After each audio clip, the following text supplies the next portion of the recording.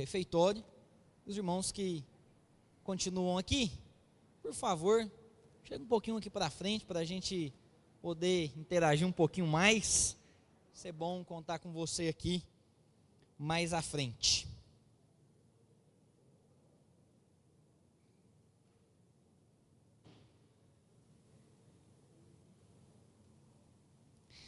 Meus irmãos, nós estamos estudando o Sermão do Monte e já estamos no capítulo 6. São 3 grandes capítulos do Evangelho de Mateus, capítulo 5, capítulo 6, capítulo 7, que Jesus ensinou o Sermão do Monte, um sermão que forma o caráter dos discípulos, e nós adentraremos ao versículo 9. Eu convido você a abrir a sua Bíblia no Evangelho de Mateus, capítulo 6, versículo 9.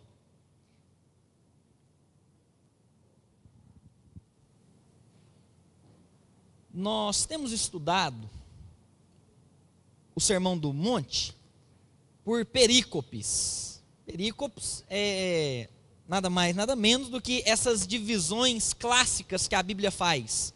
A Bíblia, tanto no Antigo Testamento quanto no Novo, foi escrita de uma maneira corrida, sem capítulos, sem versículos, sem nada disso.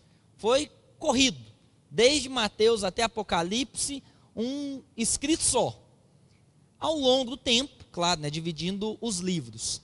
Ao longo do tempo, esses estudiosos foram dividindo os livros em capítulos, versículos e perícopes. Perícopes dá a ideia de uma ideia formada com início, meio e fim. Então a gente sempre prega perícopes, A gente pega um texto ali de 4, 5, 10, 15 versículos, mas que condensam uma ideia.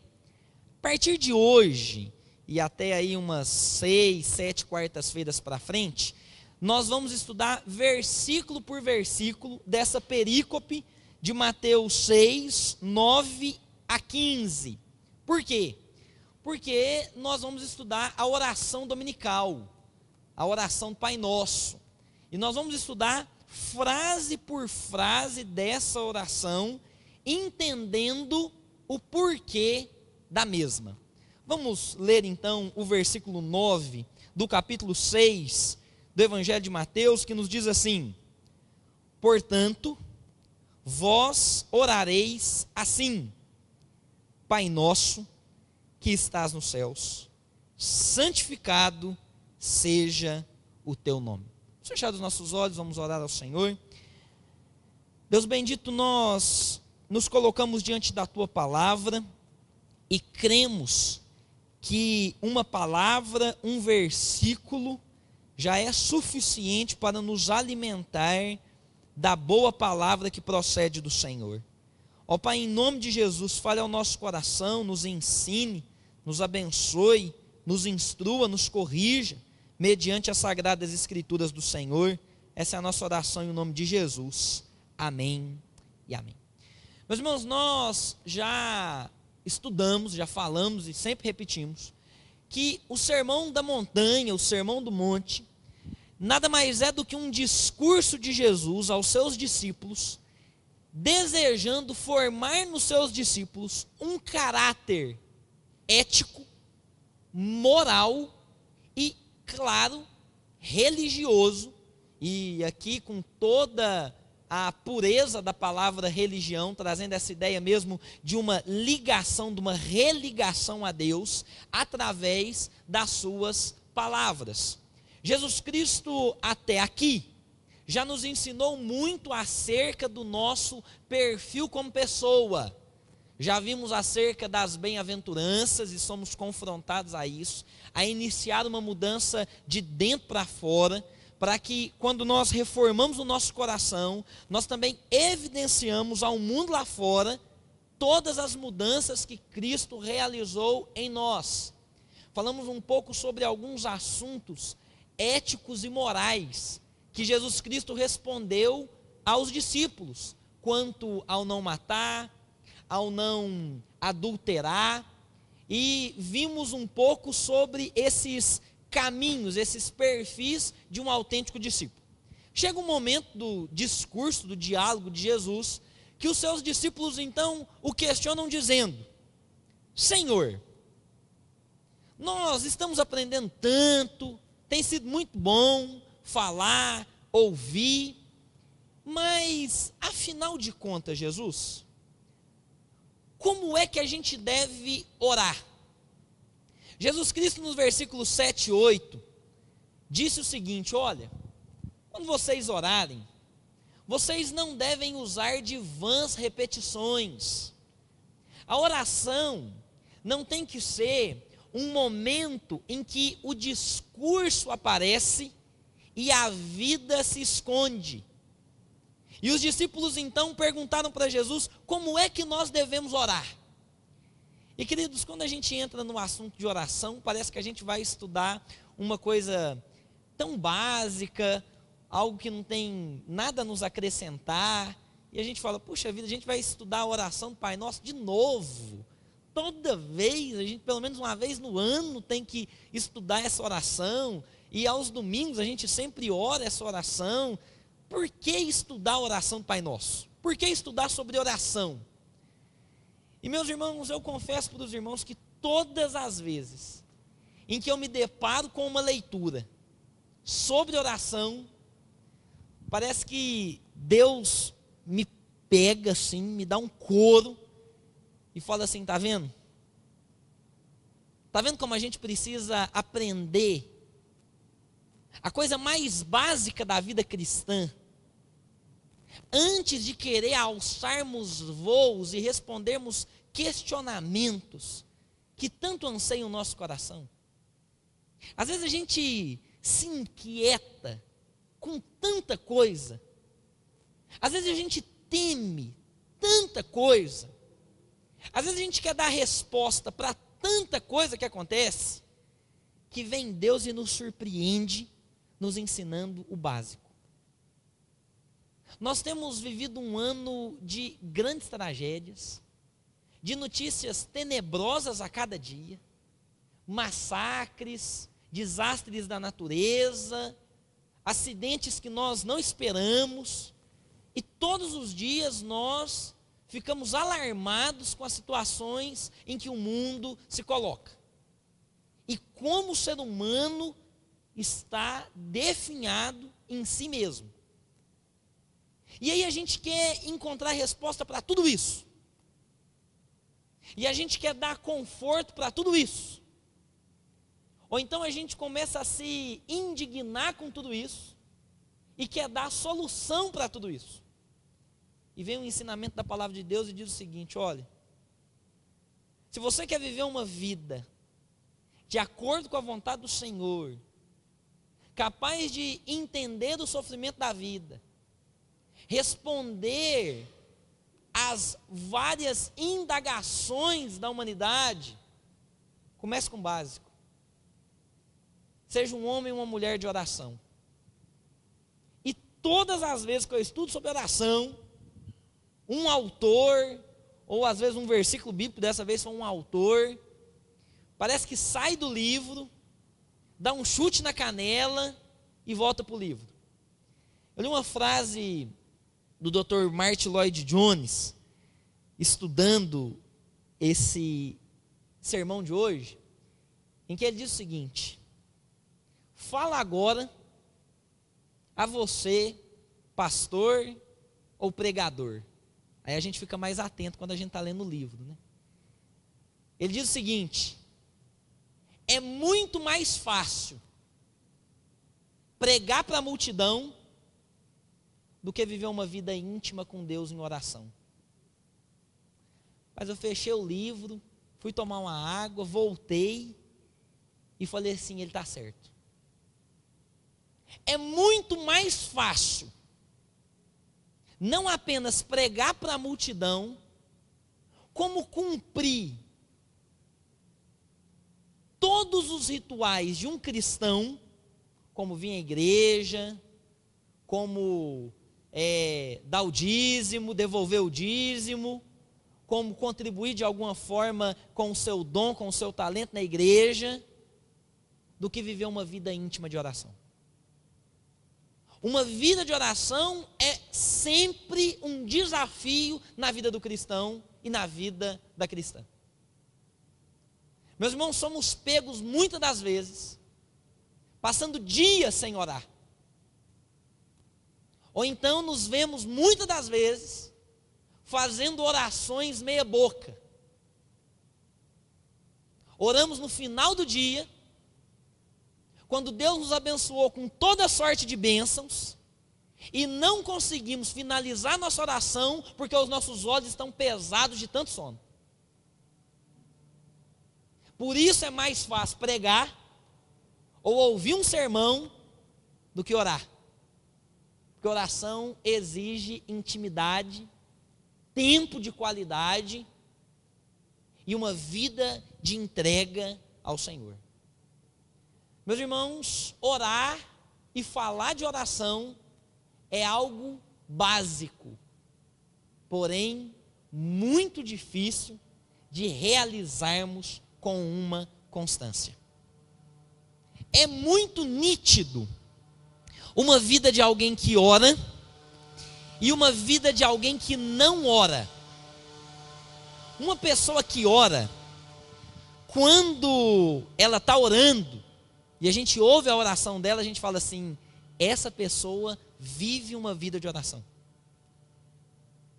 Quando uma pessoa não vive uma vida de oração, parece que ela está discursando. E é sobre isso que eu quero falar com os irmãos, sobre o versículo 9 e um pouco sobre a oração. Primeiro, eu queria destacar o que a oração não é. Meus irmãos, a oração não é um discurso decorado. A oração não é um momento de glória, em que uma pessoa se levanta, profere palavras bonitas, muda a sua voz. Já viu gente que muda a voz para orar? Triste quem muda a voz para orar. Triste. Porque parece que quando ele vai orar em público, ele tem que mostrar ali que ele tem um diálogo, ele tem um domínio para orar. Oração não é isso. Oração nada mais é do que uma conversa íntima com Deus. Você pode orar em qualquer lugar que você estiver vivendo. Orar no carro. Ô louco, pastor, mas para orar não tem que fechar o olho, eu vou estar dirigindo, e aí pode ser que alguma coisa aconteça, porque eu vou fechar o olho. A gente tem o costume de orar quando vai viajar. E quando a minha esposa ora, eu falo assim para ela: ó amor, nós estamos com hora para chegar, ora aí, porque eu vou ficar de olho aberto tocando aqui o barco, mas estou falando amém, estou prestando atenção na oração. Às vezes a gente imagina que só na igreja a gente ora, que só vale a oração de olho fechado ou joelho dobrado. Meus irmãos, oração é a cada momento, a cada instante, a cada decisão a ser tomada. Para orarmos, não precisamos de nenhuma cerimônia, nenhum rito. Tem uma decisão para ser tomada, tem uma alternativa a ser escolhida. Meu irmão, mantenha um tempo com o Senhor, ore para Ele, diga: Senhor, me ajude a tomar essa decisão, em nome de Jesus, amém, pronto. Quando olhamos para a Bíblia, encontramos orações de todos os tipos. O livro de Salmos é um livro de cântico, e um livro de profundas orações. Orações lindas, orações maravilhosas, orações de confissão de pecado. Quando Davi, no Salmo 51, diz para o Senhor: eu nasci em pecado me concebeu minha mãe. Oração de alegria, dizendo para o Senhor: eu estou feliz porque eu estou no templo do Senhor. Orações de raiva, quando o salmista Davi ora ao Senhor dizendo: Deus, eu queria que o Senhor desse cabo dos meus inimigos. E tem algumas orações de Davi que são pesadas, orações duras, que revelam a intimidade do seu momento com Deus. Existem orações longas e orações curtas. Qual a oração mais curta que você já leu na Bíblia? Você se lembra de uma oração curta, rápida, direta e objetiva? A oração mais curta que eu já li na Bíblia foi a de Pedro. Quando Jesus falou assim para ele: desce do barco e anda sobre as águas. Ele começou a andar, bambeou as pernas e começou a afundar. Qual foi a oração dele? Senhor, me salva. Não teve em nome de Jesus, teve nada. Só falou assim: Senhor, me salva aqui. E pronto, resolvido o problema dele. A oração mais curta que Pedro já fez. Orar é viver em intimidade com o Senhor. Sem hora, sem lugar, sem tempo para acabar. Orar precisa sempre envolver constância. Ore todos os dias da sua vida. Ore cada momento da sua vida. Ore pelas situações da sua vida. Ore na hora que você levanta, na hora que você vai dormir, na hora que você vai comer. Tenha certeza que algo diferente sempre acontece.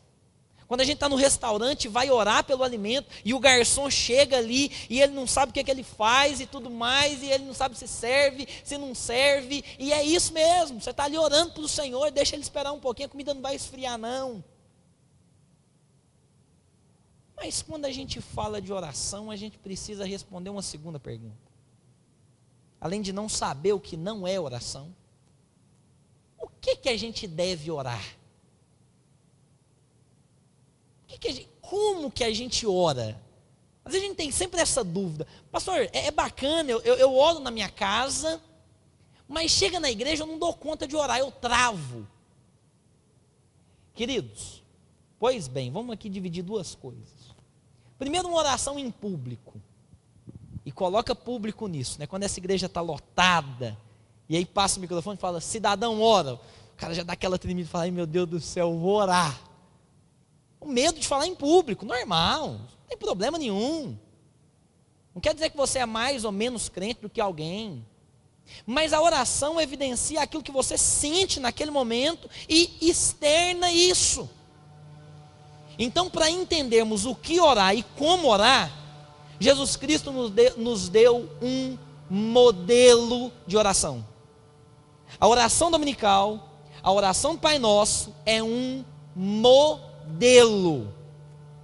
Não é uma reza que vai ser repetida e que vai aliviar os nossos problemas. Vivemos numa tradição, num país de tradição católica romana, né, de uma igreja católica romana, e por muitas das vezes associamos o Pai Nosso ou a oração de entrega, ou uma oração que vai perdoar pecado, e não é nada disso. Jesus Cristo não deu a oração do Pai Nosso para nos instruir a ficar repetindo essa oração o tempo todo.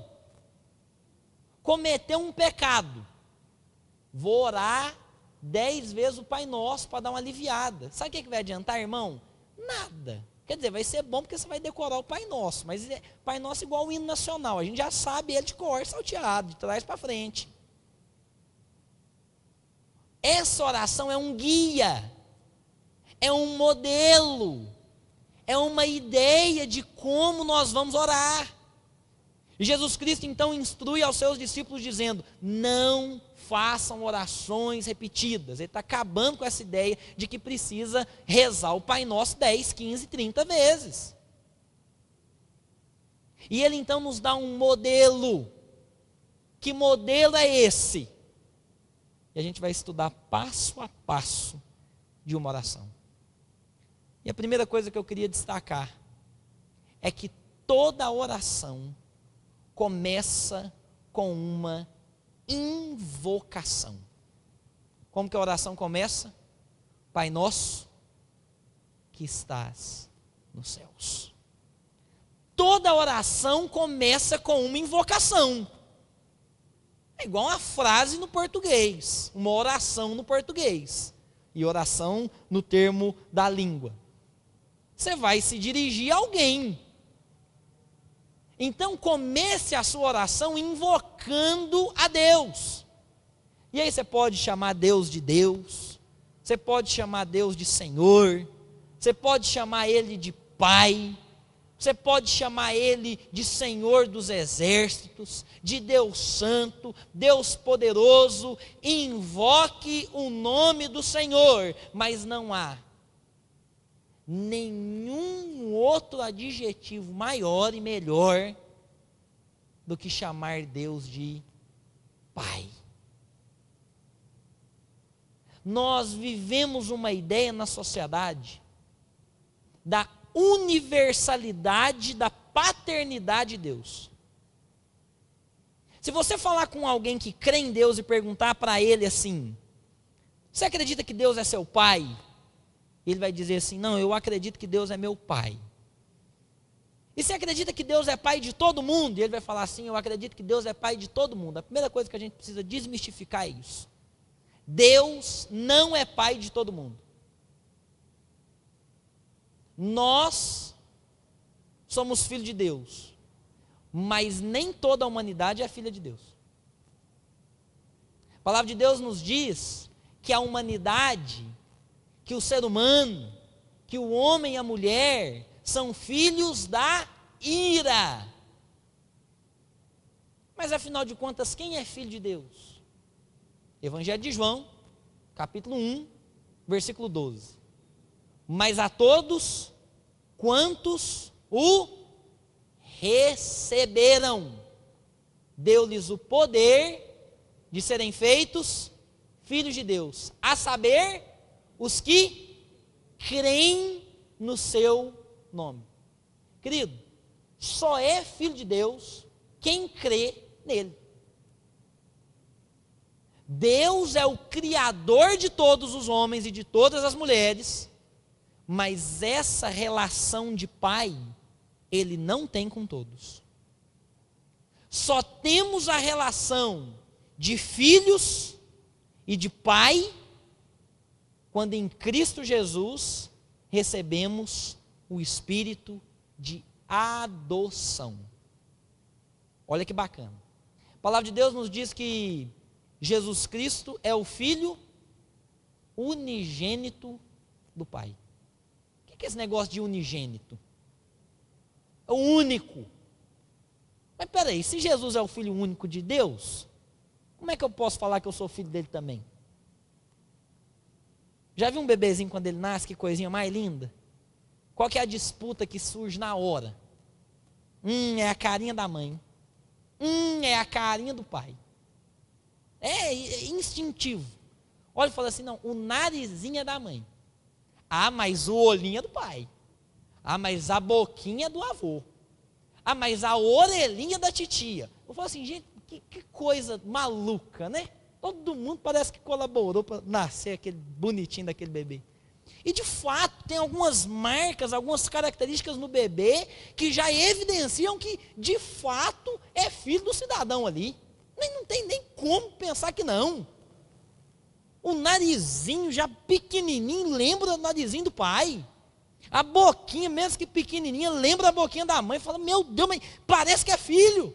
E é mesmo. E quando a gente fala que Jesus é o Filho unigênito do Pai, o único Filho de Deus, é que Jesus Cristo tem todos os atributos do Pai. Ele é o próprio Pai. Ele tem uma relação com o Pai perfeita. Mas nós também lemos na palavra de Deus que todos os seres humanos foram criados à imagem e semelhança de Deus. Então, vamos entender isso aqui bem entendido.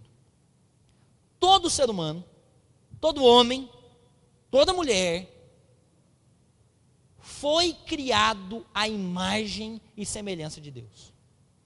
Isso acaba com a ideia de que um é melhor do que o outro. ou de que um vive numa situação pior do que o outro. Queridos, todos são a imagem e semelhança de Deus. A imagem e semelhança de Deus foi danificada pelo pecado, e todos nós temos essa imagem danificada pelo pecado. Quando recebemos a Cristo Jesus, cremos na obra redentora dele, recebemos um espírito de adoção. Todos somos filhos, porém filhos adotivos de Deus.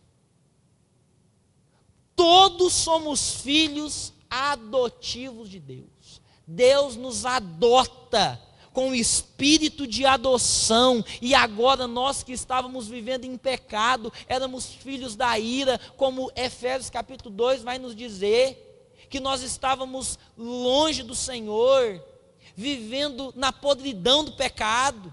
Agora esse Espírito nos abraça, nos envolve e nos leva para mais perto do Senhor, e a partir de agora somos declarados filhos de Deus. Pergunta: qual é a diferença no momento da herança entre um filho que é adotado e um filho que é legítimo? O pai vai dividir a herança. Tem um filho adotado, tem um filho que é legítimo. Não existe nenhuma diferença. Então olha que legal. Cristo Jesus não receberá a herança de tudo que Deus é e fez. Ele vai receber. Ele é herdeiro do Pai. E nós somos co-herdeiros em Cristo. Todas as promessas que Deus fez a Jesus será concretizada para Ele, e nós, como filhos adotivos, também receberemos. É por isso que o apóstolo Paulo vai dizer várias vezes nas suas cartas, que nós estamos em Cristo Jesus. Quando o Pai, quando Deus olha para Jesus, Ele nos vê. E quando Deus olha para nós, Ele vê Jesus. Meus irmãos, isso é chique demais. Toda a obra que Jesus Cristo realizou na cruz do Calvário, e realizou sozinho, e realizou pela sua própria vontade, e sofreu sozinho, tudo isso foi imputado em nós. E agora, o prazer que Deus sente por Cristo, Ele também sente por nós que somos filhos. E é por isso que eu posso dizer: Deus, meu Pai, que me adotou em Cristo Jesus, o meu irmão mais velho, sem medo. No nosso irmão mais velho, no filho unigênito do Pai, nós temos vida e temos um relacionamento de intimidade com o nosso Deus. É por isso que a vida de oração não é uma vida só de obrigação, mas é uma vida de prazer. É uma fala entre um filho e um pai. Eu não sou pai ainda, e não sei, e tenho certeza aqui que nem todos são pais ainda, mas é fato que todos nós que estamos aqui somos filhos. Isso aí não tem dúvida. E todo filho sabe como falar com o pai. Nós temos as táticas para falar com o nosso pai. No momento que a gente quer alguma coisa do nosso pai, a gente vai mais tranquilo, come assim pelas beiradas. Alô, papaizinho, como é que você está bonitinho hoje? Estou precisando tanto de um favorzinho seu. Coisinha pouca. Ou então, quando a gente está apertado e apurado, E a gente tem que passar por uma situação difícil e não tem gente para resolver. Não adianta, irmãos. A primeira saída é a do pai. Quando alguma coisa começa a dar errado, a gente olha, liga e fala assim: pai, me ajuda, o que eu faço aqui? Essa relação entre filho e pai, nós temos com aquele que está sentado num alto e sublime trono, que rege o oceano, que controla as leis da natureza, que sustenta a terra, que dirige a órbita dos planetas, que conhece o presente, o passado e o futuro, que é dono do ouro e da prata, que existe antes de tudo ser feito. Ele é o seu pai, que te conhece, que sabe quem você é, que não te abandonou na cruz do Calvário e que não vai te abandonar nas certezas e nas incertezas da vida diária. Esse Deus é o Deus que é Pai. É o Deus que nos perdoa frente à nossa insignificância também.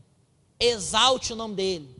Diga que ele é santo, que ele é Senhor, que ele é poderoso, que ele é dono do universo. Jesus Cristo disse: Pai nosso que está nos céus.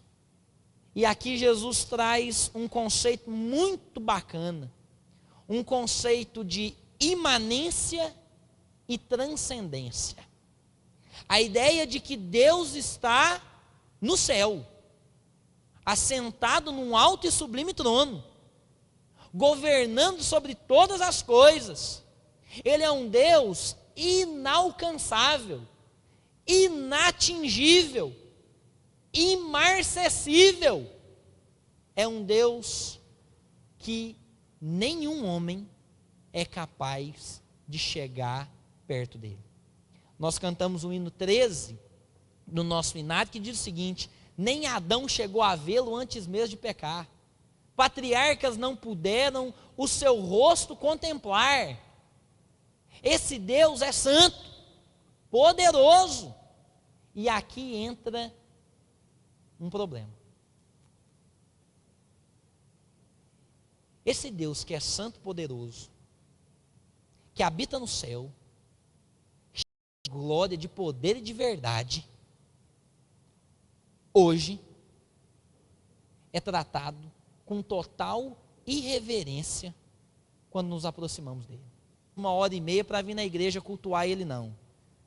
Ele quer a sua vida inteira como um sacrifício agradável a ele e um culto racional em tudo que você faz. Não é só aqui e não é só nesse lugar. É quando você está trabalhando, é quando você está lavando louça, é quando você está criando seus filhos, é quando você está assistindo televisão, é quando você está mexendo no computador, é quando você está se relacionando com a sua esposa, quando você está relacionando com o seu chefe, quando você está conversando com outra pessoa. Ali está a presença de Deus e ali você tem que fazer toda a diferença. Agora, quando eu me coloco numa situação de culto ao dia que te travava e que falava assim: não chora, porque todo mundo vai ver e eu vou torcer mais, rapaz, era demais. Correr no templo? Nó, podia correr. Chegava em casa, não tinha para onde correr mais. Ali era o final, era o ponto de encontro entre a vara, o couro, o sofrimento e a angústia. Que drama, hein?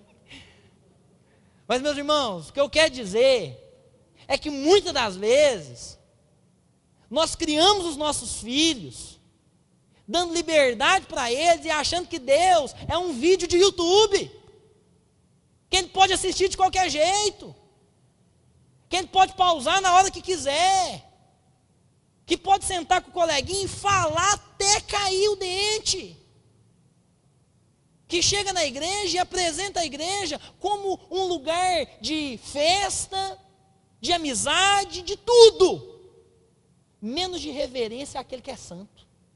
Me preocupa. A igreja se torna tudo. ponto de encontro, ponto de venda, bate-papo. E a gente entra aqui parecendo que está entrando num shopping. Mas a gente entra aqui com uma atitude: de adorar aquele que está no céu, que é Senhor da história. E minimamente eu preciso me quebrantar e reconhecer quem Ele é. A gente não se atrasa para nada. Se tem um compromisso importante, a gente faz questão de chegar 15 minutos de antecedência. Mas para chegar na igreja, sempre alguma coisa acontece. Sempre dá um negocinho errado. Deixa eu te falar uma coisa, irmão. O culto não começa quando o pastor abre a liturgia. O culto começa quando você está lá na sua casa e se dispõe a vir para a casa do Senhor, dizendo para Ele: eu quero adorar o Senhor em espírito e em verdade, e eu quero me ajuntar com o povo dEle, e eu quero obter a palavra do Senhor.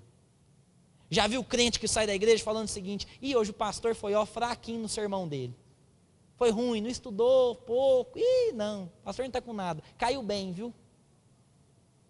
Que gosta de ouvir só um pastor. Quando é ele, fala: não, esse aí não tem nem unção, vou embora. Queridos, o sermão é uma mutualidade.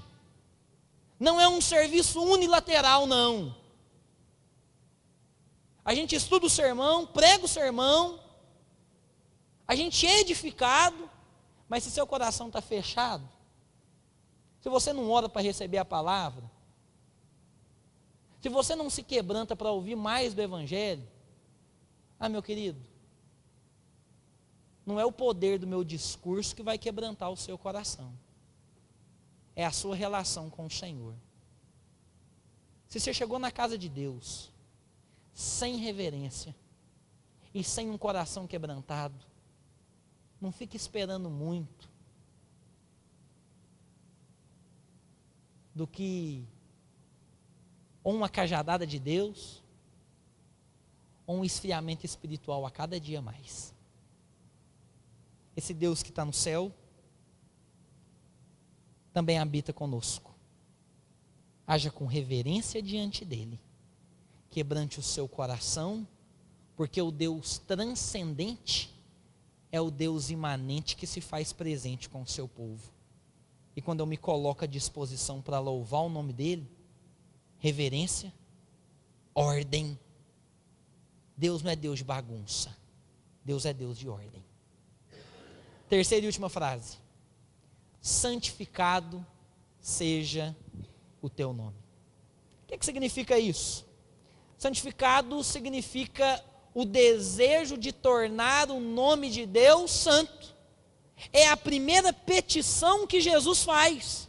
Ele diz: Senhor, Pai nosso, Senhor que habita no céu, santificado seja o nome do Senhor aqui na terra.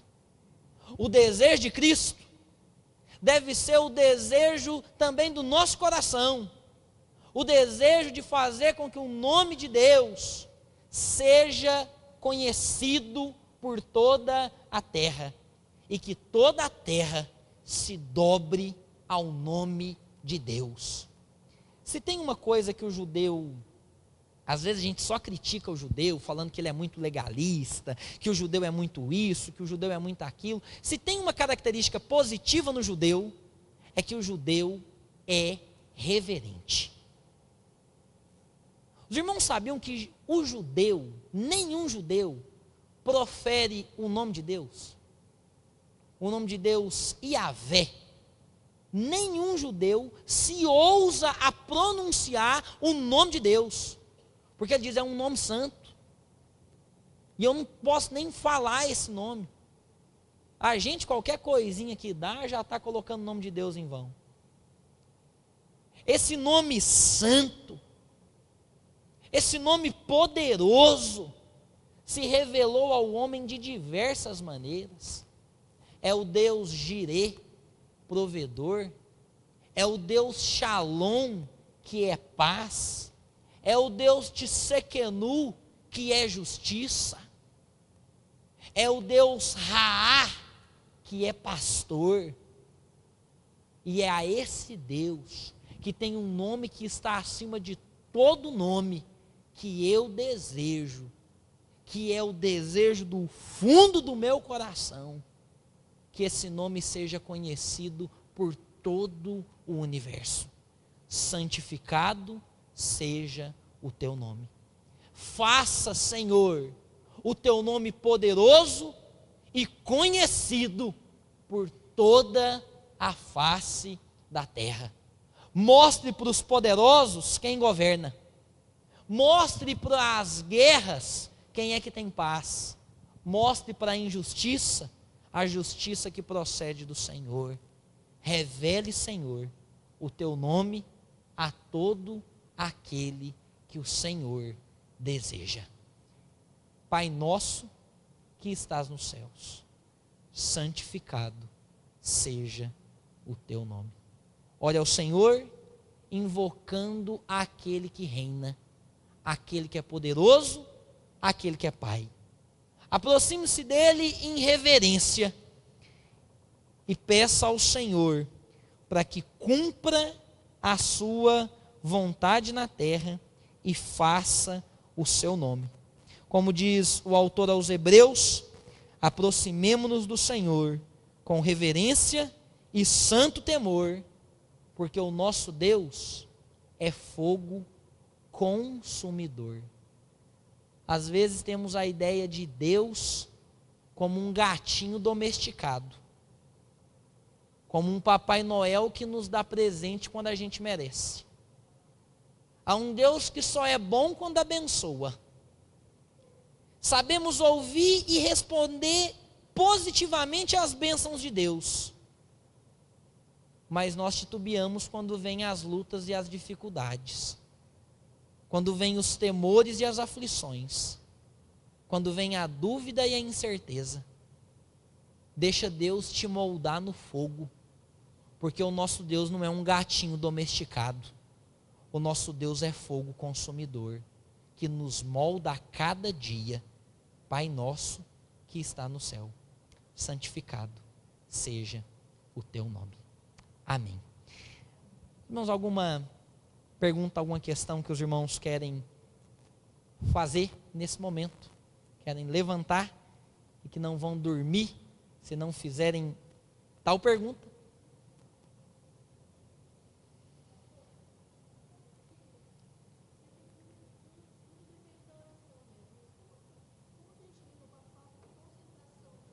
Uhum.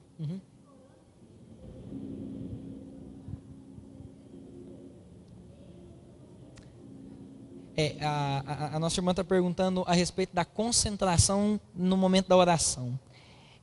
Jó, capítulo 40, versículo 4, vai dizer o seguinte, que diante de todo o livro de Jó, Jó falou demais, mas falou, mas perguntou, mas questionou.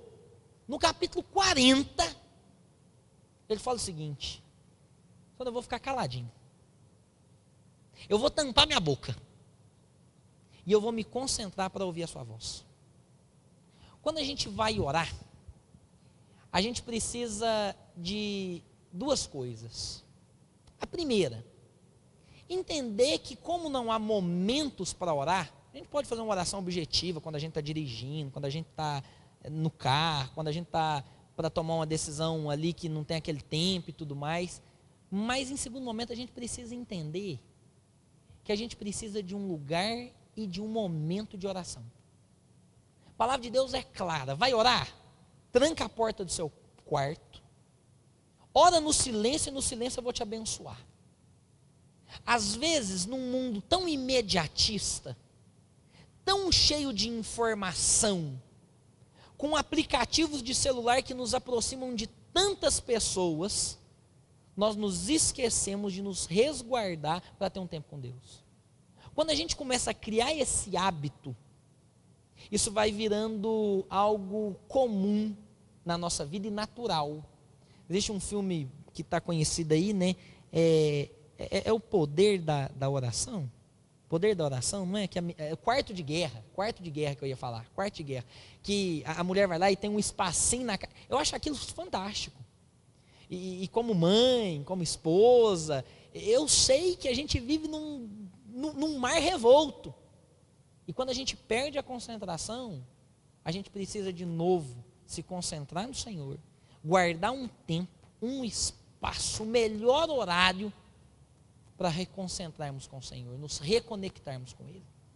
Às vezes, quando a gente está ocupado demais para orar, é porque a gente está ocupado e preocupado demais com coisas que a gente não deveria se preocupar tanto assim. Então esse é o exercício que a gente tem que fazer. Procurar o melhor lugar, melhor hora, para nos conectarmos e nos concentrarmos. A gente consegue fazer isso quando a gente precisa entregar um trabalho, a gente precisa fazer isso quando a gente vai orar também.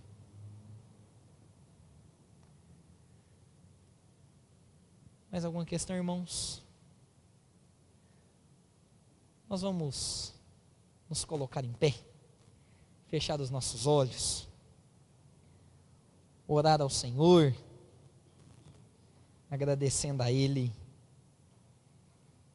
por esse tempo.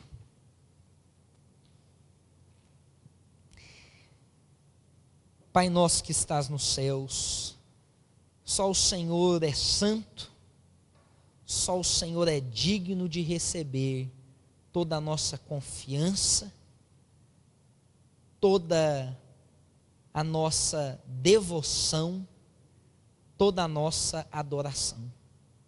Senhor, o desejo do nosso coração é que o Senhor faça o seu nome santo e conhecido sobre essa terra. Que o Senhor, ó Pai, salve aqueles que estão perdidos. Que o Senhor, ó Pai, traga ao pleno conhecimento da verdade aqueles que estão perdidos nas mentiras. Use a nossa vida para isso, Senhor. Nos faça servos íntimos do Senhor, não escravos, mas filhos, que tenham o prazer de conversar com o Pai que está assentado no alto e sublime trono, que rege com poder o universo, mas que está também habitando no coração daquele que é contrito e quebrantado. Ó Senhor, faça de nós um povo mais reverente, um povo que ouve a sua voz com mais prazer e alegria, um povo que se prepara para orar, um povo que se prepara para ouvir a tua palavra, um povo que adora o Deus Santo de Israel, o povo que se coloca diante do fogo consumidor e não do bichinho domesticado. Que o Senhor nos ajude, ó Pai, a entendermos os momentos de bênção que o Senhor reserva para nós e a vivermos felizes, gratos e contentes neles, mas que o Senhor também nos faça entender os momentos de deserto em que o Senhor nos ajuda a viver também. Que o Senhor, ó Pai, que manda do céu a chuva que sustenta o universo, também possa sustentar a nossa vida para o louvor da sua glória, em um nome de Jesus, aquele que vive e reina e no qual nós temos o Espírito que nos faz ser filhos adotivos no Senhor, hoje e até o dia em que receberemos a herança do Senhor, na glória do céu. Maranata, vem Senhor Jesus. Amém e amém. Irmãos, ide em paz. Que a graça do Senhor Jesus Cristo, que o amor de Deus, o nosso Pai, que as doces consolações e inefáveis confortos do Senhor esteja convosco, hoje e para todo sempre. Amém e amém.